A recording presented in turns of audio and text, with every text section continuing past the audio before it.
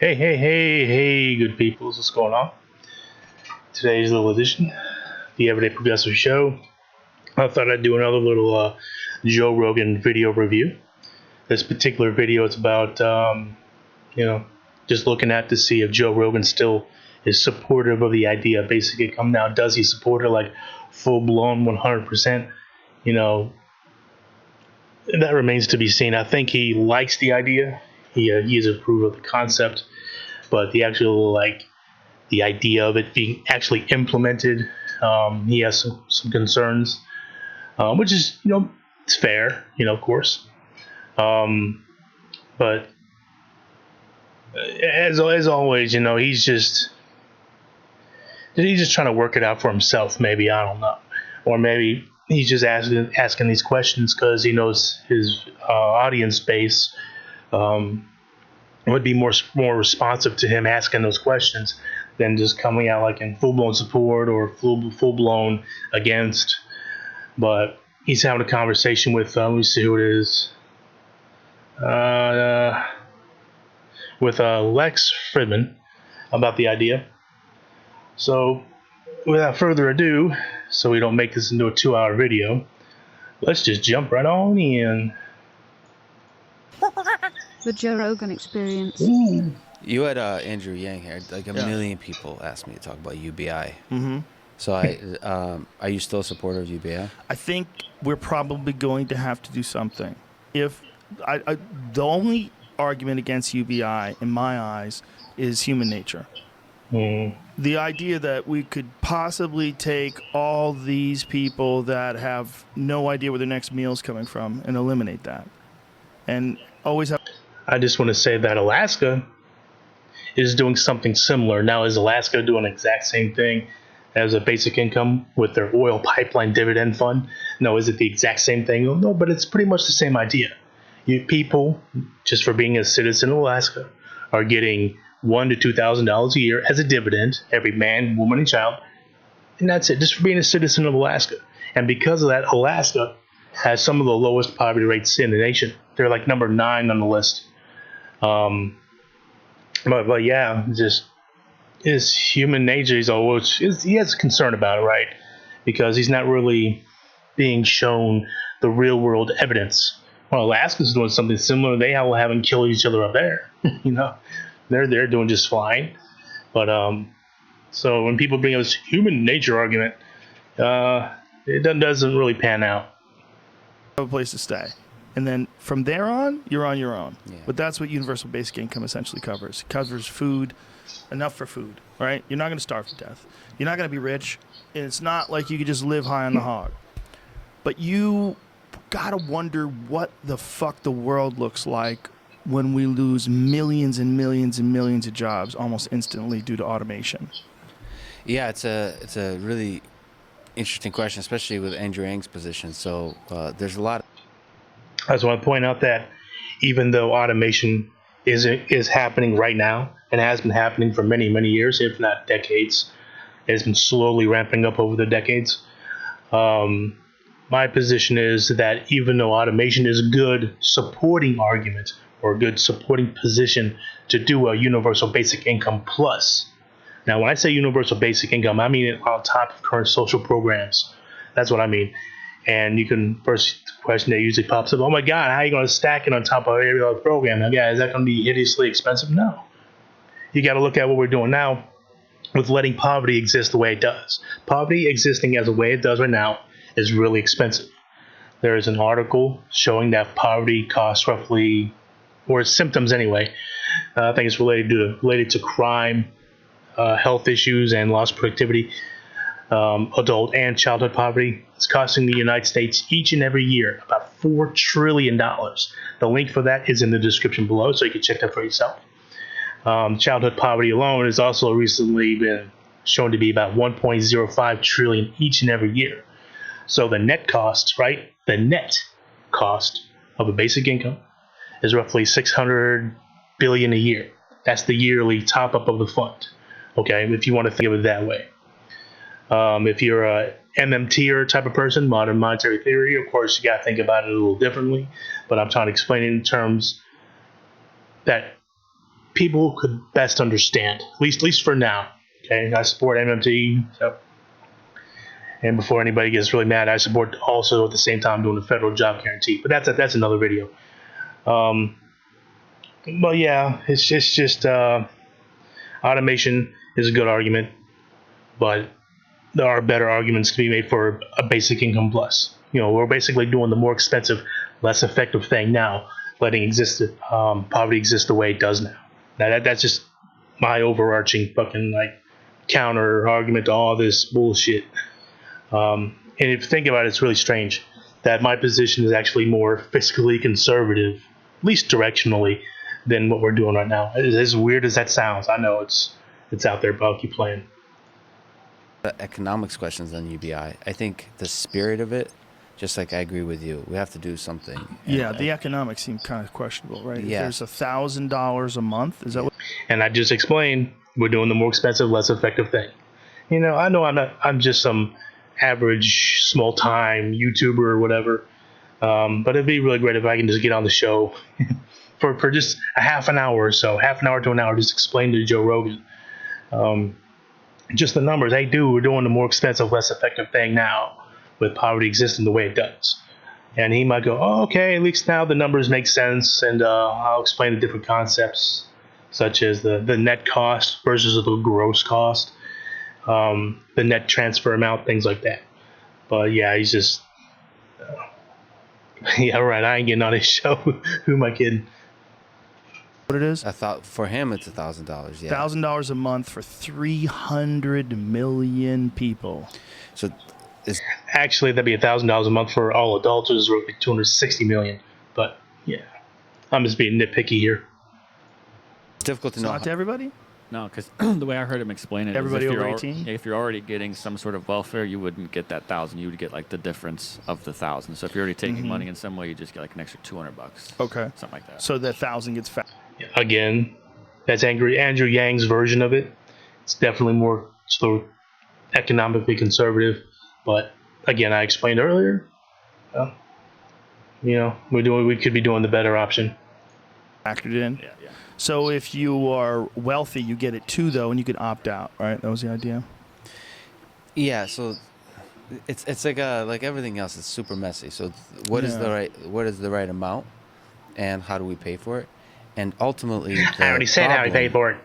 Is helping people, giving them financial grounding to find meaningful employment or just meaning in their life. And the main thing of a job isn't just the money; it's finding meaning. Actually, from what I've seen, people get a job because they need the money. Now, some get a job because it's their life's passion, and it does give them a particular meaning. But most people that I've come across, they work a job just to get a fucking paycheck, just so they can pay the fucking bills. I mean, unless the job is your absolute personal passion, is your job working at Burger King or wherever going to be that fulfilling to you? Yeah, I love flipping burgers.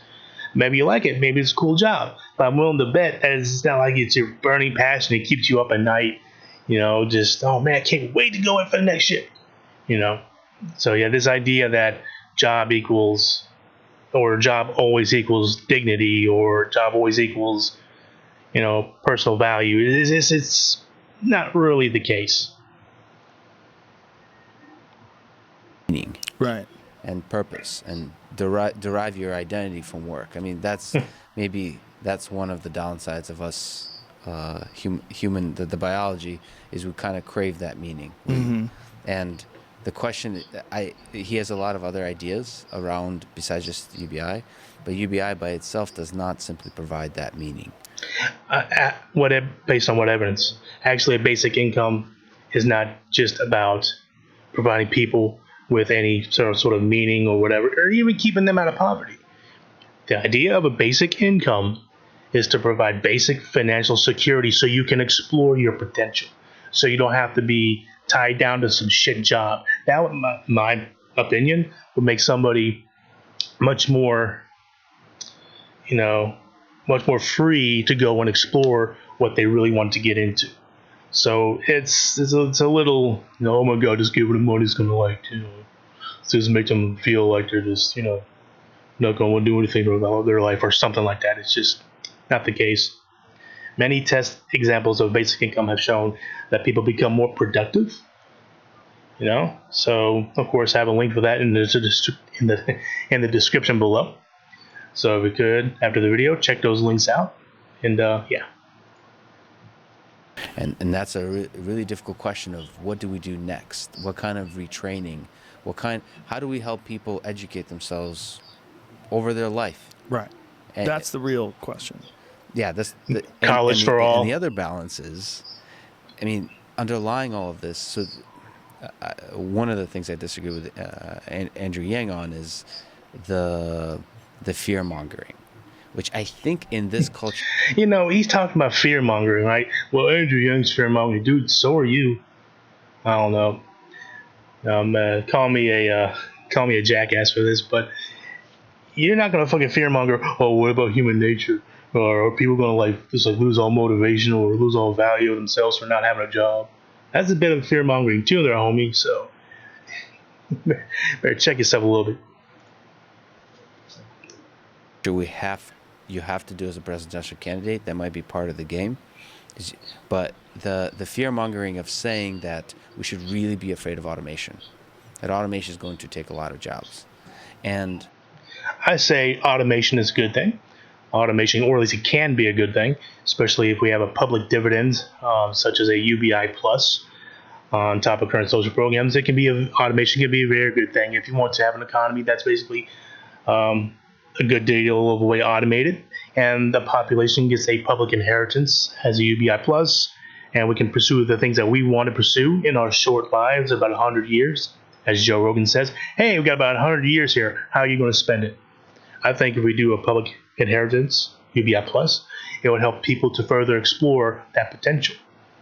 And automation can be a good thing as long as we do that UBI plus or public inheritance. from my understanding of the technology, from everything I see, that is not going to be as drastic or as fast as he says. They're not. How much do you think he's exaggerating by, in your estimation? He doesn't. I mean, not even exaggerating. How much do you differ on his prognosis?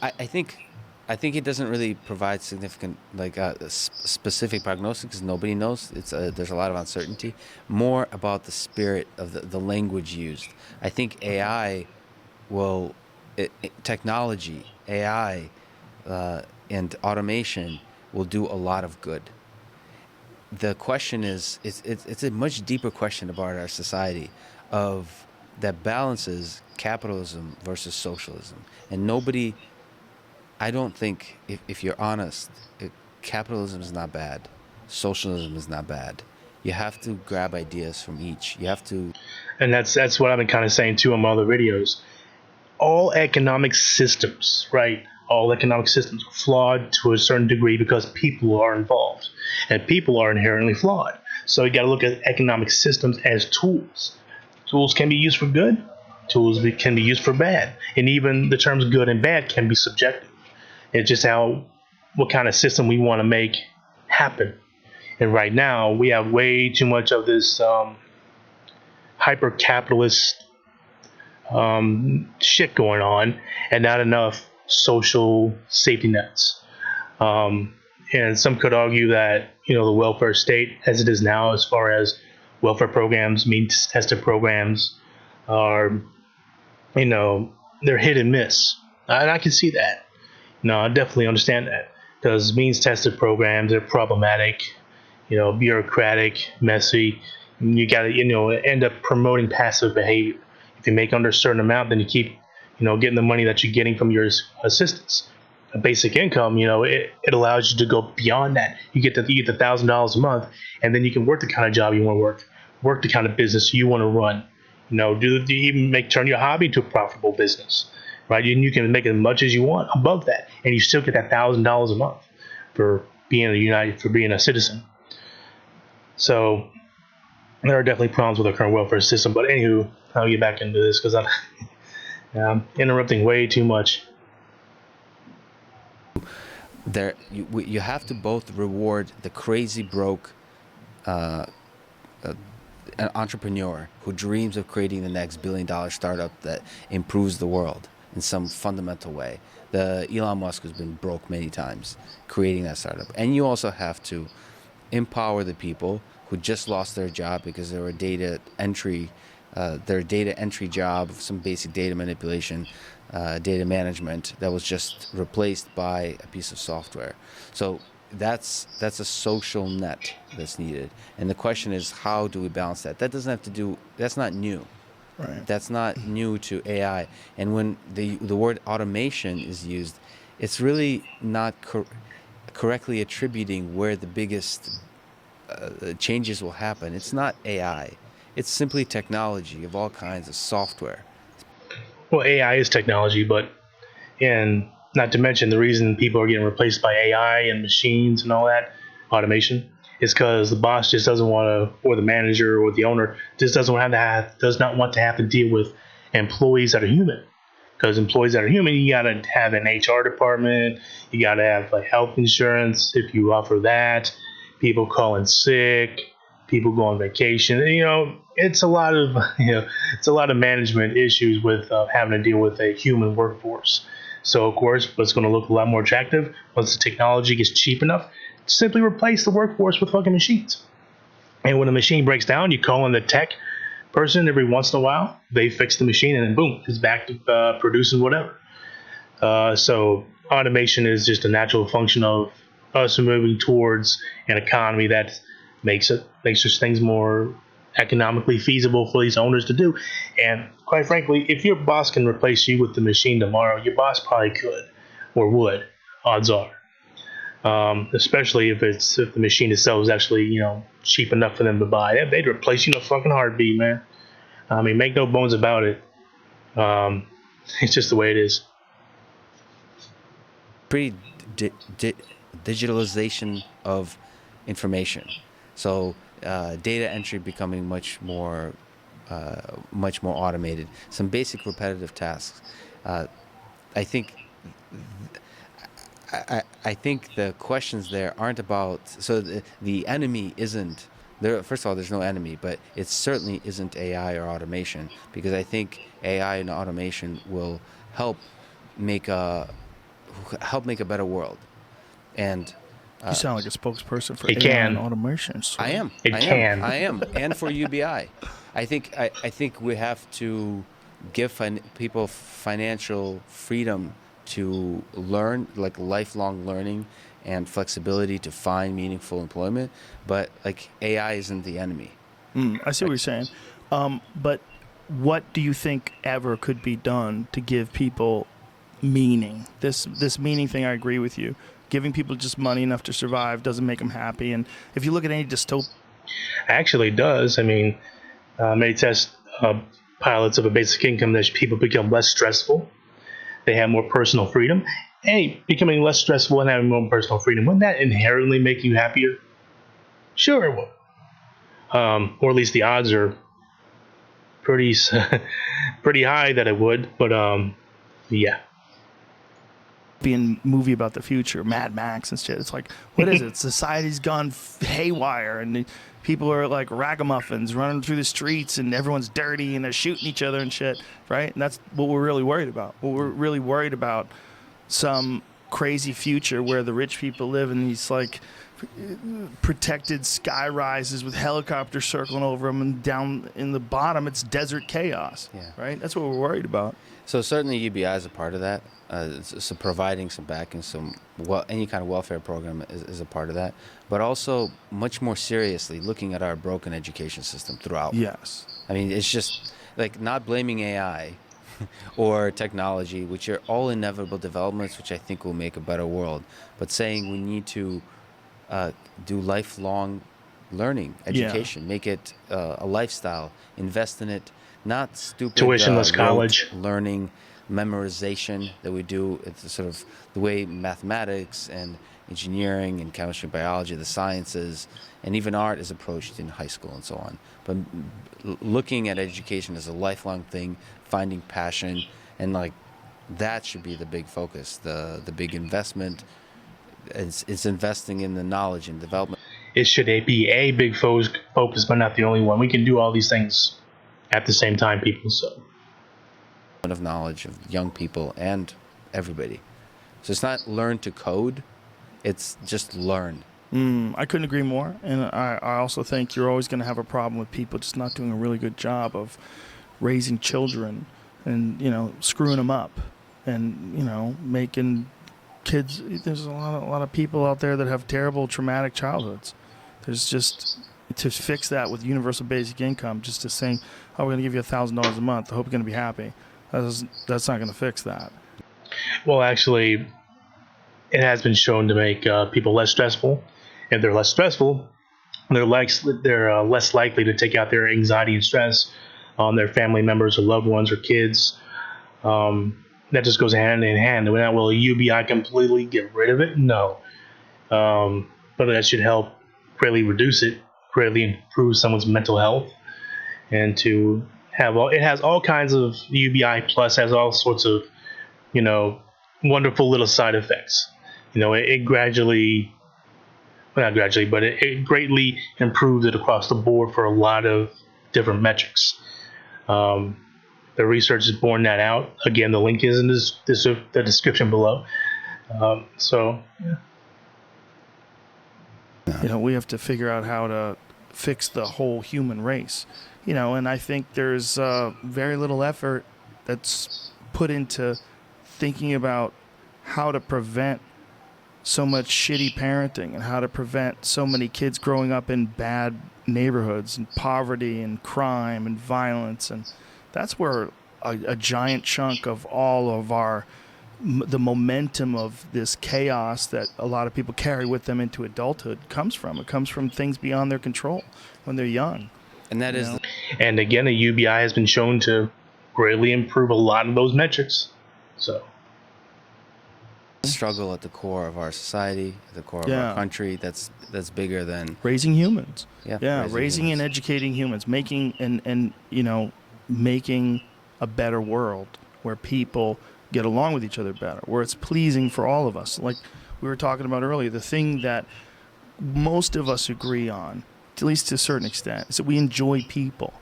We might not enjoy all of them, but there's the ones we enjoy. And you really don't enjoy being alone. Unless you're one of them Ted Kaczynski type characters. All those people that are like, I'm alone, are like, fuck you, you are. Fuck you, you are. You might like to spend some time alone. You don't want to be in solitary, man. You don't want to be alone in the forest with no one like Tom Hanks in Castaway. You'll go fucking crazy. It's not good for you.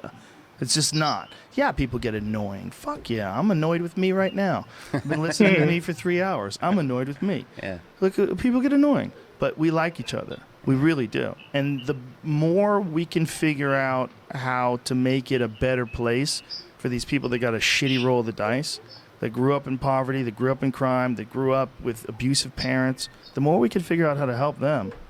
And I don't know what that answer is, but I suspect if we put enough resources to it, we could probably put a dent in it, at least. If we really start thinking about it, at least it would put the conversation out there. Like, you can't pretend that this is just capitalism in this country when so many people were born, like, way far behind the game. Like, way, way fucked. I mean, if you're growing up right now and you're in West Virginia in a fucking coal town and everyone's on pills and it's just chaos and crime and fake. A lot of that comes from hopelessness and despair. And if you have a guaranteed basic income, then that tends to let you have a bit of financial relief to where you're not constantly scraping at the bottom. That's naturally going to make you feel more secure, more free, and more able to pursue whatever dream you want to pursue. Makes you less stressed out and improves your mental health. It's been test evidence bears this out quite obviously. So that's why I'm always going to be, staunch supporter of a UBI plus, not the right wing version of a UBI, no, but a UBI plus. So yeah, all these things that he's talking about. UBI plus would definitely help with that, and we'd save money compared to what we're doing now, letting poverty exist the way it is, or the way it does. But keep playing. Face tattoos and fucking getting your teeth knocked out. What are you going to do? I don't want to hear any of that pull yourself up by your bootstraps bullshit, man. Because if you're growing up in an environment like that, you're so far behind, and everyone around you's fucked up. And there's a lot of folks out there listening to this that can relate to that. If we don't do something about that, if we don't do something about the crime and the poverty and the chaos that so many people have to go through every day just to survive, until we shouldn't be looking at anything elsewhere. All this traveling to other countries to fuck things up and meddle here and meddle there. We should be fixing this first. Yeah. We're like a person who yells at someone for having a shitty lawn. And the UBI would definitely go a long way to improving those things you're talking about there, Joe. When our house is in array, full chaos, plants growing everywhere, it's goofy.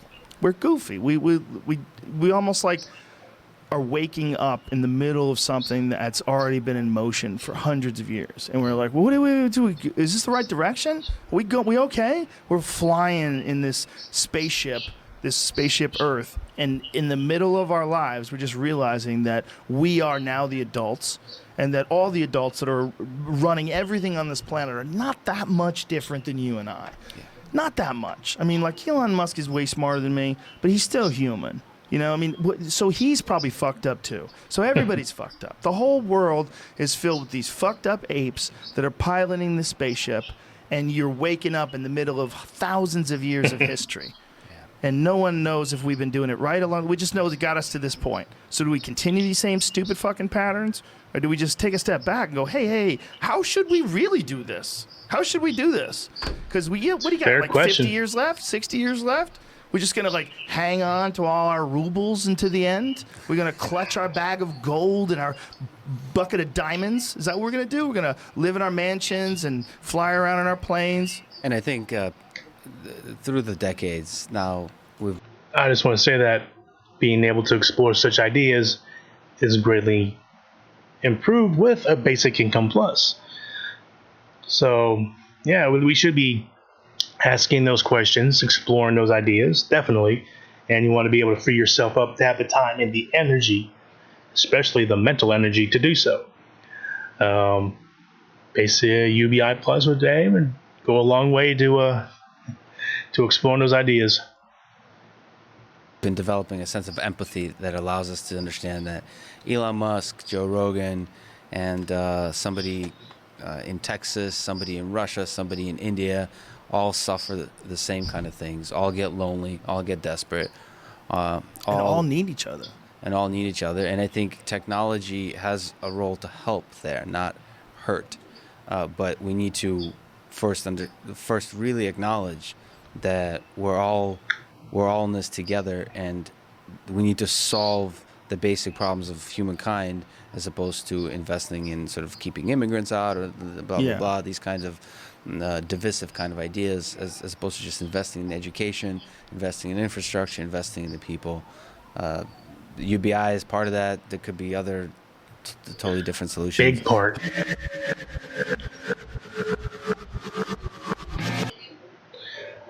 Yeah, that was a good little episode. Yeah, nice little discussion.